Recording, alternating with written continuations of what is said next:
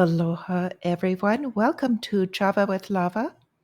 This is our market take for Tuesday, August the 1st, 2023.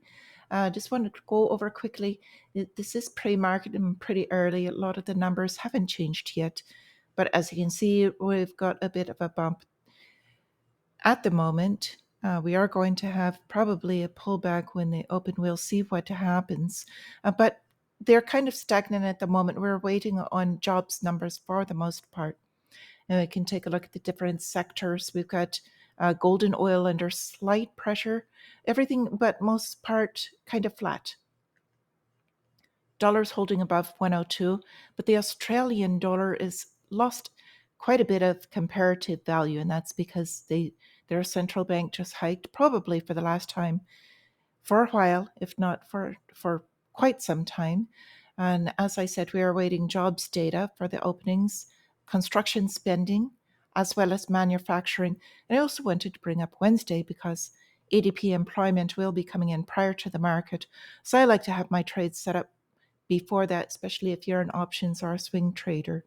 That will be coming in. If you're a day trader, it doesn't really matter to you. Okay, so I wanted to go into real estate for the most part today.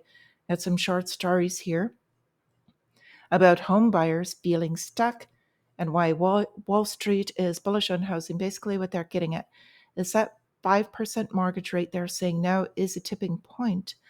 And it's because people won't sell their homes when they've got a rate locked in for 30 years at 4% or even lower, some of them even lower, and move into a home that is closer to 7% because the amount of the payment for the same amount of house is a huge difference.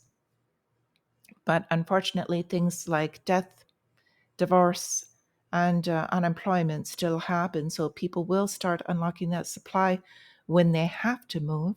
And once that happens, it could happen very quickly and escalate. So just this is current state of the mortgage industry and residents in the US. And I wanted to kind of skip over because the commercial real estate is much larger at this point in time, and that is really probably the kicker. So this one particular mall is just an example of the larger numbers that are to come. So this is regarding specifically Crystal Mall. Just sold in foreclosure for $9.5 million when it was recently valued at $153 million. So this particular mall was owned by Simon Property Group, and they're a huge commercial investment group for the office space. And so what they did was basically they just stopped making the payments when it didn't make sense anymore financially, and they handed back the keys. They've owned the property, it says, since 1999, and they're going to liquidate approximately 87% of the rest of the balance. So this goes on to say that 1/5 of all malls, in particular this retail sector, it got hit really hard by the pandemic, obviously, but 1/5 are financed through commercial mortgage-backed securities, and they're underwater. So this problem is still huge. Just want to bring it up because China is experiencing the same thing. So in their home sales, they drop most in years, the slowdown worsens. Their properties mount. They're also talking about one step up as the developers that mass build houses, of course. And their side is called Shimao Group. And it's talking about how that stock did terribly Monday after the developer reported crushing losses. So their property sector makes up around 1/5 of China's GDP. If these numbers sound familiar, there's a reason. So this has been a decline. It's been a drag on their economy, obviously. And the famous group EverGrande, which is their commercial developer, last month they also announced an $81 billion 2-year loss. So as they're saying, that figure has almost tripled the GDP of Iceland. So I don't know how much Iceland produces, but that sounds pretty bad. The firm hit the headlines back in 2021, back originally when it defaulted, and then everybody was talking about EverGrande being the black swan, which it was not at the time. but they kind of put a Band-Aid on it, shoved it in the background, but it's still got the underlying issues. And so I'm bringing this up because we are kind of doing the same thing in the US every time that they are kind of funding for these. So this is an overall China slowdown. And we've got a couple other indicators that I'd like to go over. And I'm trying to run through this so I can still get you back into this markets on time. But we've got the freight recession, or what we call the cardboard box indicator. So freight recession and global shipping fueling 75% plunge in container rates because we are just not moving that much in goods and the trade has slowed. So this is just proving how large scale and global this is. So when they're saying that we're going to have a soft landing, it just means that we're going to spread it to more of the globe.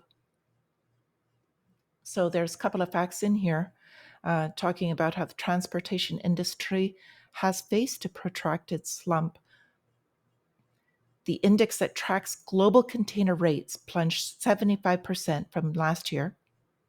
Obviously, the downturn also affected the US trucking business, and we just saw Yellow close, trucking business. And it says prompting the Fed to acknowledge the freight recession. Well, they kind of look at that anyway between the goods indexes. So this is also seeing the downside in the sales of cardboard boxes, which is the indicator I was talking about, because as this says, they play a key role in transporting goods, not just to the end consumer, but as it says, to stores and warehouses that receive the goods in bulk. So if they're not packaging these goods, they don't need the cardboard boxes anymore. And that's used as kind of a rough indicator in the real world of goods actually being shipped. So as this says, cardboard box sales have reached lows not seen since the Great Recession. And the number 3 container box company is reporting biggest 6-month decline since early 2009. So if you don't know what happened in 2009, it was a pretty painful recession. So on with this, we've got Xi Jinping for China. His focus, so he's doing what a lot of families are doing, but on a larger scale for his country, sharpening focus on food and mineral supply chains for the country.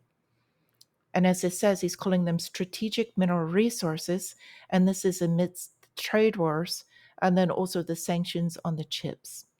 So he's talking about basically stockpiling for that country, and he's talking about the resources that China has, restricting, they've got Beijing's export restrictions now on gallium and germanium. So they've got also an additional 3 dozen related metals, and these all come into effect today. So he's talking about this Sichuan province has just a tremendous amount of resources, and they list them here like oil, gas, and coal. So it could be self-subsistent. And they've also got the country's biggest reserves of lithium, vanadium, as well as titanium. And these minerals, as it says, they're key to all of this EV technology, clean energy, quote unquote, despite whatever you may think of that. But these minerals are necessary for these productions. And so this is right at the front between the China-US deal.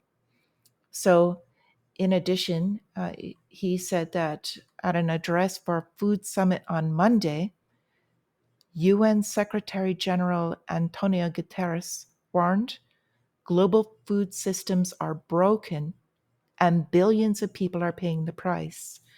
So part of that is the shipping. So we're going to have some headwinds from a couple of places, not just the production and all of the weather that has gone on, but also with the shipping and getting the supply there. So with that, I'm going to end this so I can get this out to you.